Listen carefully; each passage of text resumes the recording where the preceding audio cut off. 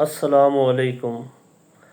آج ہمارا موضوع ہے حضور صلی اللہ علیہ وسلم کا شاہ فارس کسریٰ کے نام گرامی نامہ۔ حضرت ابن عباس رضی اللہ عنہما فرماتے ہیں کہ حضور صلی اللہ علیہ وسلم نے ایک صحابی رضی اللہ عنہ کے ہاتھ اپنا خط روانہ فرمایا اور ان صحابی رضی اللہ عنہ کو حضور صلی اللہ علیہ وسلم نے ہدایت فرمائی کہ وہ یہ خط بحرین کے گورنر کو دے دیں۔ چنانچہ بحرین کے گورنر نے وہ خط لے کر کسریٰ تک پہنچا دیا۔ جب کسریٰ نے وہ خط پڑھا تو اس نے خط کو پھاڑ کر ٹکڑے ٹکڑے کر دیا۔ راوی کہتے ہیں کہ میرا خیال یہ ہے کہ حضرت ابن مصیب نے فرمایا تھا کہ یہ سن کر حضور صلی اللہ علیہ وسلم نے ان کے لیے بد دعا کی کہ ان کے بھی ایسے ہی ٹکڑے کر دیے جائیں۔ حضرت عبد الرحمن عبد قاری رضی اللہ عنہ فرماتے ہیں کہ حضور صلی اللہ علیہ وسلم ایک دن بیان فرمانے کے لیے ممبر پر کھڑے ہوئے اور اللہ کی حمد و ثنا بیان فرمائی اور کلمہ شہادت پڑھا۔ پھر آپ صلی اللہ علیہ وسلم نے فرمایا، اما بعد، میں تم سے کچھ لوگوں کو عجم کے بادشاہوں کے پاس بھیجنا چاہتا ہوں۔ جیسے بنی اسرائیل نے حضرت عیسیٰ علیہ السلام کے سامنے اختلاف کیا تھا تو تم میرے سامنے ویسا اختلاف نہ کرنا۔ تو مہاجرین نے کہا، یا رسول اللہ، ہم کبھی بھی آپ صلی اللہ علیہ وسلم کے سامنے کسی چیز کے بارے میں کوئی اختلاف نہیں کریں گے۔ آپ صلی اللہ علیہ وسلم ہمیں جو چاہے حکم دیں اور جہاں چاہیں بھیج دیں۔ چنانچہ آپ صلی اللہ علیہ وسلم نے حضرت شجاع بن وہب رضی اللہ عنہ کو کسریٰ کی طرف روانہ فرمایا۔ حضرت شجاع رضی اللہ کی آمد پر کسریٰ نے اپنے محل کو سجانے کا حکم دیا۔ اس کے بعد اس نے فارس کے بڑے بڑے سرداروں کو جمع کر کے حضرت شجاع بن وہب رضی اللہ عنہ کو بلوایا۔ جب حضرت شجاع محل میں داخل ہو گئے تو کسریٰ نے کسی درباری کو حکم دیا کہ ان سے خط لے لے۔ حضرت شجاع بن وہب نے فرمایا کہ ہرگز نہیں ہو سکتا، میں تو حضور صلی اللہ علیہ وسلم کے حکم کے مطابق اپنے ہاتھ سے خود تمہیں خط دوں گا۔ تو کسریٰ نے کہا، اچھا پھر قریب آ جاؤ۔ چنانچہ انہوں نے آگے بڑھ کر کسریٰ کو وہ خط دیا۔ پھر اس نے ہیرا کے رہنے والے اپنے ایک منشی کو بلایا جس نے حضور صلی اللہ علیہ وسلم کا خط پڑھنا شروع کیا۔ تو خط میں مضمون یہ تھا، اللہ کے رسول محمد بن عبداللہ کی جانب سے کسریٰ کے نام جو فارس کا بڑا ہے۔ اس بات پر اسے بڑا طیش آیا کہ حضور صلی اللہ علیہ وسلم نے اپنے نام اس کے نام سے پہلے لکھا ہے، اور اس نے بڑا شور مچایا۔ خط کو پڑھنے سے پہلے ہی اس نے خط کو لے کر ٹکڑے ٹکڑے کر دیا اور اس نے حکم دے کر حضرت شجاع کو اپنے ایوان سے باہر نکال دیا۔ حضرت شجاع یہ منظر دیکھ کر اپنی سواری پر بیٹھ کر چل دیے اور فرمایا کہ میں نے حضور صلی اللہ علیہ وسلم کا خط کسریٰ کو پہنچا دیا ہے۔ اب مجھے کوئی پرواہ نہیں، چاہے وہ خوش ہو چاہے وہ ناراض ہو۔ راوی کہتے ہیں کہ جب کسریٰ کا غصہ ٹھنڈا ہو گیا تو اس نے حضرت شجاع کو اپنے پاس بلانے کے لیے ایک آدمی بھیجا۔ حضرت شجاع رضی اللہ عنہ روانہ ہو چکے تھے، اس لیے وہاں نہ ملے۔ وہ آدمی تلاش میں ہیرا تک گیا، لیکن حضرت شجاع رضی اللہ عنہ وہاں سے بھی آگے نکل چکے تھے۔ حضرت شجاع نے حضور صلی اللہ علیہ وسلم کی خدمت میں پہنچ کر ساری کارگزاری سنائی اور یہ بتایا کہ کسریٰ نے حضور صلی اللہ علیہ وسلم کے خط کے ٹکڑے کر دیے۔ آپ صلی اللہ علیہ وسلم نے فرمایا، کسریٰ تو نے اپنے ملک کے ٹکڑے کر دیے۔ حضرت ابو سلمہ بن عبد الرحمن رضی اللہ عنہ فرماتے ہیں کہ جب حضور صلی اللہ علیہ وسلم کا خط کسریٰ کے پاس پہنچا اور اس نے پڑھ کر اسے پھاڑ ڈالا تو اس نے اپنے یمن کے گورنر بازان کو خط لکھا کہ اپنے پاس سے وہ 2 مضبوط قسم کے آدمی حجاز کے اس خط لکھنے والے آدمی کے پاس بھیج دو تاکہ وہ اسے پکڑ کر میرے پاس لے آئیں۔ چنانچہ اس نے کسریٰ کے خط کی وجہ سے اپنے داروغہ کے ساتھ جد جمیر نامی فارسی آدمی کو بھیجا۔ اس داروغہ کا نام ابانو تھا، وہ منشی اور بڑا حساب دان تھا، اور اس نے ان دونوں کے ساتھ حضور صلی اللہ علیہ وسلم کے نام ایک خط بھیجا جس میں یہ مضمون تھا کہ حضور صلی اللہ علیہ وسلم ان دونوں کی ہمراہی میں کسریٰ کے پاس چلے جائیں، اور یمن کے گورنر نے اپنے داروغہ سے کہا کہ ان کی یعنی حضور صلی اللہ علیہ وسلم کی تمام چیزوں کو غور سے دیکھنا اور ان سے خوب بات چیت کرنا اور ان کے تمام حالات اچھی طرح معلوم کر کے آنا اور سب مجھے بتانا۔ وہ دونوں یمن سے چلے اور طائف پہنچے۔ وہاں ان دونوں کو قریش کے چند تاجر ملے۔ انہوں نے تاجروں سے حضور صلی اللہ علیہ وسلم کے بارے میں دریافت کیا تو ان تاجروں نے بتایا کہ حضور صلی اللہ علیہ وسلم یثرب یعنی مدینہ میں مدینہ ہے۔ حضور صلی اللہ علیہ وسلم کو کسریٰ کے پاس لے جانے کے لیے ان دو سپاہیوں کے آنے سے وہ تاجر بڑے خوش ہوئے اور کہنے لگے کہ اب تو حضور صلی اللہ علیہ وسلم کے مقابلہ میں کسریٰ کھڑا ہو گیا ہے، لہٰذا اب حضور صلی اللہ علیہ وسلم سے نمٹنے کے لیے تمہیں کچھ کرنے کی ضرورت نہیں ہے۔ وہ دونوں وہاں سے چلے حتیٰ کہ مدینہ پہنچ گئے۔ ابانو نے حضور صلی اللہ علیہ وسلم سے کہا کہ کسریٰ نے یمن کے گورنر بازان کو خط بھیجا کہ وہ بازان آپ صلی اللہ علیہ وسلم کے پاس چند سپاہیوں کو بھیج دے جو آپ صلی اللہ علیہ وسلم کو کسریٰ کے پاس پہنچا دیں۔ چنانچہ بازان نے ہمیں اسی غرض سے بھیجا ہے تاکہ آپ صلی اللہ علیہ وسلم ہمارے ساتھ کسریٰ کے پاس چلیں۔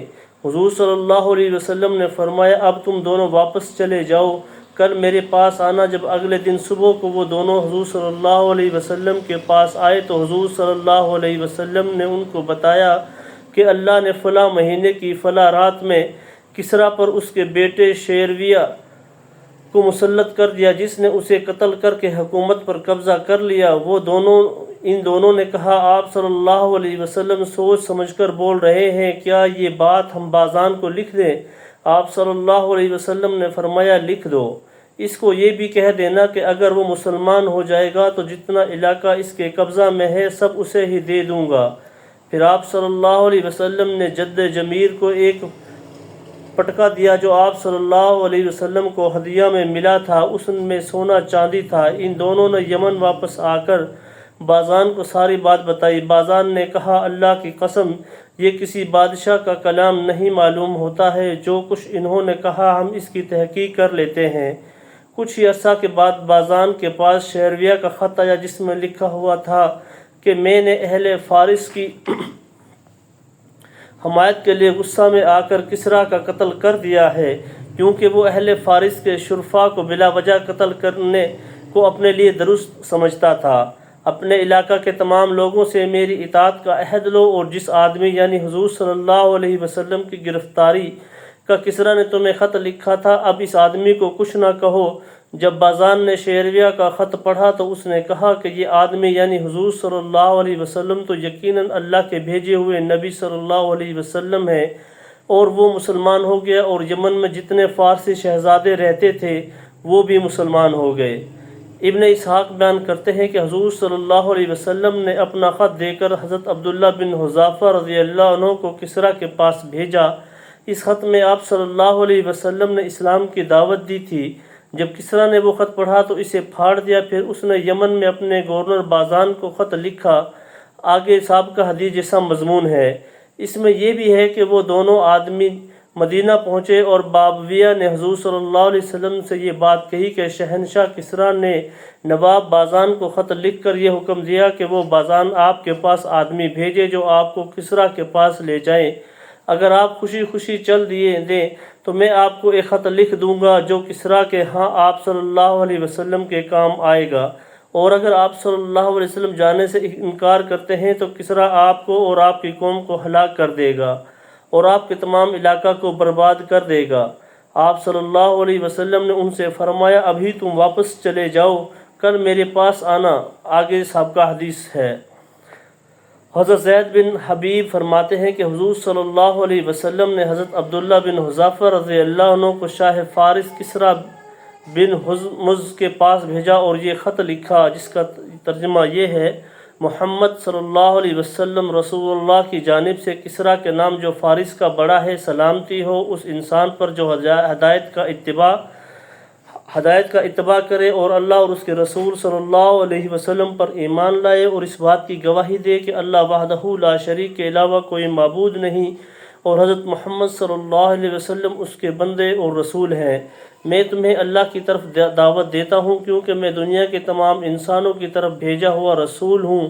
اللہ کا رسول ہوں تاکہ میں ہر زندہ انسان کو اللہ سے ڈراؤں اور حجت کافروں پر ثابت ہو جائے۔ اگر تم مسلمان ہو جاؤ گے تو سلامتی پالو گے، اگر انکار کرو گے تو تمام آتش پرست مجوسیوں کے ایمان نہ لانے کا گناہ تم پر ہوگا۔ راوی کہتے ہیں کہ کسریٰ نے جب حضور صلی اللہ علیہ وسلم کا خط پڑھا تو اسے پھاڑ ڈالا اور غصہ میں آ کر کہا کہ میرا غلام ہو کر مجھے ایسا خط لکھتا ہے۔ پھر کسریٰ نے بادام کو خط لکھا کہ آگے راوی مضمون ہے۔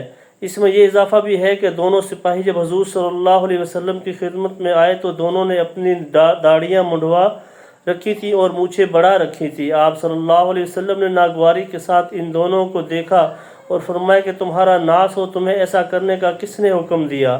ان دونوں نے کہا کہ ہمارے رب نے، یعنی کسریٰ نے۔ اس پر آپ صلی اللہ علیہ وسلم نے فرمایا کہ مجھے تو تیرے رب نے داڑھی بڑھانے اور مونچھیں کتروانے کا حکم دیا ہے۔ حضرت ابو بکر رضی اللہ عنہ فرماتے ہیں کہ جب حضور صلی اللہ علیہ وسلم مبعوث ہوئے تو کسریٰ نے یمن اور اس کے آس پاس کے علاقہ عرب کے اپنے گورنر بادام کو پیغام بھیجا کہ مجھے یہ خبر پہنچی ہے کہ تمہارے علاقہ میں ایک ایسا آدمی ظاہر ہوا ہے جو نبی ہونے کا دعویٰ کرتا ہے۔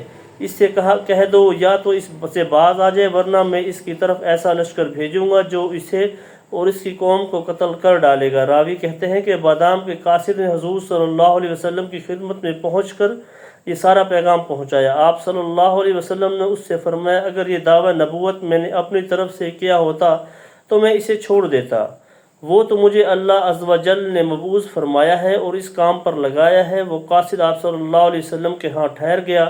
حضور صلی اللہ علیہ وسلم نے اس سے فرمایا کہ میرے رب نے کسریٰ کو قتل کر دیا اور آج کے بعد کسی کا لقب کسریٰ نہ ہوگا، اور قیصر کو قتل کر دیا، آج کے بعد کسی کا لقب قیصر نہ ہوگا۔ چنانچہ قاصد نے وہ گھڑی اور وہ دن اور مہینہ لکھ لیا جس میں آپ صلی اللہ علیہ وسلم نے یہ بات بتائی تھی، اور پھر وہ بادام کے پاس واپس چلا گیا۔ وہاں پہنچ کر معلوم ہوا کہ واقعی کسریٰ مر چکا ہے اور قیصر قتل ہو چکا ہے۔ حضرت دیہہ کلبی رضی اللہ عنہ فرماتے ہیں کہ حضور صلی اللہ علیہ وسلم نے مجھے خط دے کر قیصر کے پاس بھیجا، پر حضور کے قیصر کے نام کے خط کے بارے میں گزر چکی ہے۔ اس کے آخر میں یہ مضمون ہے۔ پھر حضرت حضور کی خدمت میں واپس آئے تو وہاں کسریٰ کے صنعا علاقہ کے جو گورنر تھے ان کی طرف سے قاصد آئے ہوئے تھے، اور کسریٰ نے صنعا کے گورنر کو دھمکی آمیز خط لکھا تھا اور بڑے زور سے لکھا تھا کہ تم اس آدمی کا، یعنی حضور صلی اللہ علیہ وسلم کا کام تمام کرو، نعوذ باللہ من ذالک، جو تمہارے علاقہ میں ظاہر ہوا ہے وہ مجھے اس بات کی دعوت دے رہا ہے کہ میں اس کا دین قبول کر لوں، نہیں تو میں اس کو جزیہ دینے لگ جاؤں، اور اگر تم نے اس کا کام تمام نہ کیا تو میں تم کو قتل کر دوں گا اور تمہارے ساتھ ایسا ویسا کروں گا۔ چنانچہ صنعا کے گورنر نے حضور صلی اللہ علیہ وسلم کے پاس 25 آدمی بھیجے جن کو حضرت وحیہ نے حضور کے پاس موجود پایا۔ جب ان کا نمائندہ حضور صلی اللہ علیہ وسلم کا خط سنا چکا تو حضور صلی اللہ علیہ وسلم نے ان کو 15 دن تک کچھ نہ کہا۔ جب 15 دن گزر گئے تو یہ لوگ آپ صلی اللہ علیہ وسلم کے سامنے آئے۔ جب آپ صلی اللہ علیہ وسلم نے ان کو دیکھا تو ان کو بلایا اور ان سے فرمایا کہ جا کر اپنے گورنر سے کہہ دو کہ وہ آج رات میرے رب نے اس کے رب کو قتل کر دیا ہے۔ چنانچہ وہ واپس چلے گئے اور اپنے گورنر کو ساری سرگزشت سنائی۔ اس نے کہا کہ اس رات کی تاریخ یاد رکھو، اور یہ بھی کہا کہ مجھے بتاؤ کہ تم نے ان کو، یعنی حضور صلی اللہ علیہ وسلم کو کیسا پایا؟